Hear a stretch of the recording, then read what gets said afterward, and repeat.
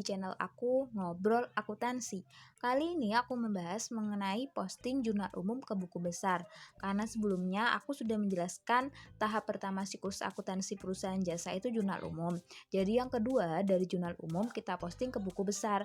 Tapi sebelum aku melanjutkan ke video pembahasan, aku minta tolong ke kalian seperti biasanya, tolong subscribe, like, comment, and share ya ke sosial media yang kalian punya.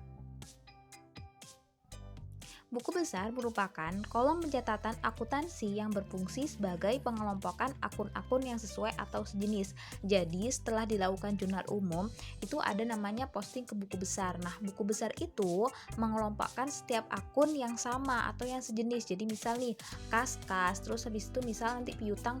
Jadi di situ nanti kita tuh tahu, oh kasnya sekian, terus habis itu piutang tuh nilainya sekian karena kan sudah digabungkan gitu ya. Nah, kalau bentuk kolom buku besar itu juga dibagi dua, ada yang bentuk skontro sama stafel. Nah, kalau skontro itu cuma 2 kolom gitu, jadi lebih simple. Biasanya itu ada yang menganggap itu namanya, ada yang bilang namanya itu kolom T gitu. Jadi kayak buku besarnya pakai T aja gitu. Nah, itu namanya skontro. Kalau stafel itu lebih lengkap. Jadi kayak ada nomor refnya, terus habis itu debit kreditnya, terus habis itu nanti ada saldonya gitu. Nah, kalau contohnya yang skontro tuh kayak gini. Jadi cuman sisi kanan tuh sisi kanan tuh debit, terus sisi kiri kredit. Ya udah cuma gini, simple aja. Nah, kalau yang stafel itu lebih kayak gini. Jadi ada tanggalnya, terus ada keterangannya, ada debit kreditnya, ada saldonya. Jadi lebih lengkap gitu. Cuman kalau aku dulu waktu ngerjakan tuh lebih simpelnya pakai yang T ya, karena kan nggak banyak garis-garis gitu, nggak banyak bikin kotak. Jadi langsung aja pakai T. Nah, langsung aja di sini tuh ada juga pengkodean akunnya. Nah, pengkodean akunnya itu buat apa sih? Jadi di sini tuh kayak buat mempermudah aja. Misal nih di kolom misal kita pakai kolom T. Nah, itu kan biar lebih jelas tuh ada kodenya. Jadi misal kas tuh kodenya berapa, piutang tuh kodenya berapa gitu. Nah, untuk pengkodeannya itu kalau misal harta itu 1 ya. Jadi kayak langsung aja pengkodean harta itu 1. Nah, kalau lancar itu 0, kalau lancar itu 1. Jadi kita jadi misalnya contoh kas 101. Nah, 1 itu pengibaratan kode harta. Nah, kalau 0 itu karena di sini ada jadi 101. 1 ya buat pertama aja gitu kayak jadi misalnya piutang dari 102. Jadi 0 itu buat pengibaratan kalau lancar. Kalau 1 memang harta. Kalau angka yang terakhir itu ya piutang itu misalnya kas biasanya 01. Nanti kalau piutang 102, kalau perlengkapan dengan 03 gitu. Jadi angkanya 1. Nah, kalau kita itu 1, misalnya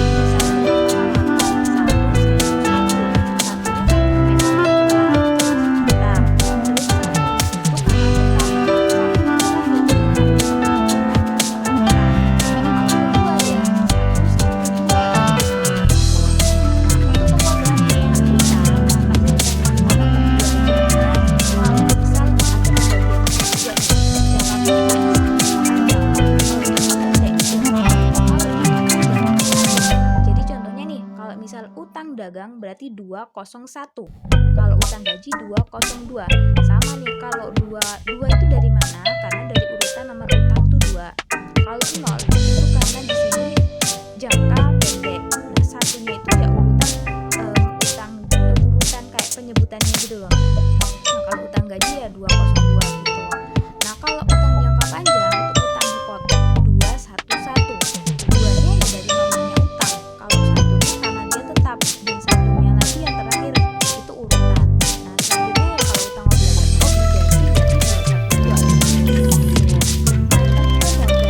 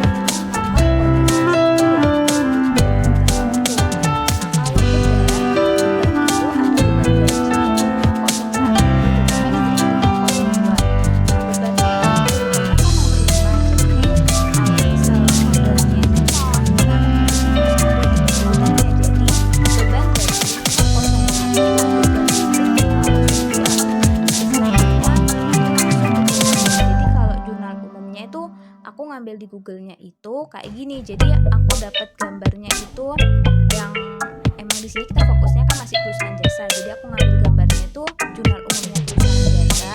Aku tempel dari sini. Ya sebelumnya maaf juga ya teman-teman, aku tuh nggak bisa urut. Harusnya kan memang kalau lebih dipahami itu bisa urut ya. Bisa nih dari jurnal umum itu harusnya ya soalnya ini, terus nanti kalau dilanjut sampai ke tahap terakhir laporan keuangan harusnya sama. Tapi karena di sini aku keterbatasan laptop, jadi aku bisanya ya cuma ngambil di Google gitu terus aku tempel di PPT.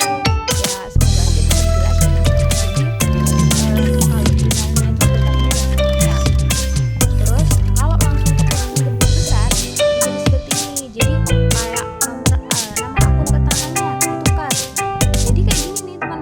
Jadi dikelompokin jadi satu nih. Oh masih berapa kali transaksinya? Oh ada nih penggunaan jasa tanggal sekian, pembayaran beban tanggal sekian gitu. Nah ini dikelompokkan.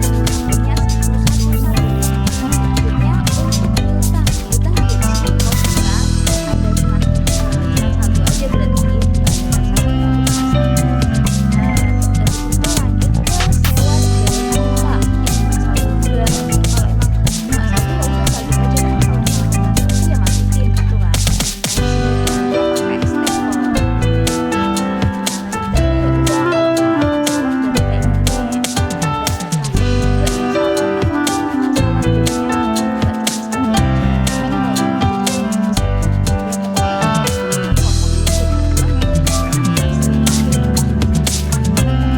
Ini kalau di Google